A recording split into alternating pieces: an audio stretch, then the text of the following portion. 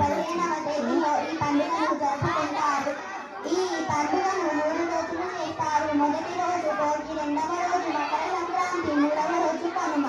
ఈ పండుగ శీతాకాలం ముగింపు మరియు కొత్త పంటల కాలాన్ని సూచిస్తాయి. భారతదేశంలో తెలంగాణ, ఆంధ్రప్రదేశ్, తమిళనాడు రాష్ట్రాల్లో సంక్రాంతి పండుగను జరుపుకుంటారు. భోగి రోజు ఉదయాన్నే లేచి భోగి మంటలు వేసుకుంటారు. భోగి మంటల్లో ఇంట్లో చెత్త వేసి నీళ్లు కాచుకుంటారు. ఇలా చేయడం వలన దురదృష్టాలు తొలగిపోతాయి. సంక్రాంతి పండుగకు పిల్లలకు రేగుబండ్లు, పూలను తలపై పోస్తారు.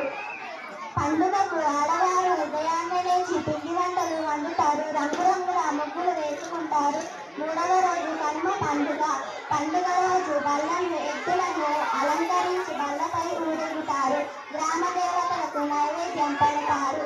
హరిలో రంగ హరి అంటూ గంగిరెద్దులను తోలుకుంటూ డూడు బసవన్న అంటూ వాయిద్యాలు వాయిస్తూ సన్నాయిలు ఊగితూ గంగిరెద్దుల వారు కనబడతారు. ఈ విధంగా సంక్రాంతి పండుగను ఆనందంగా జరుపుకుంటారు.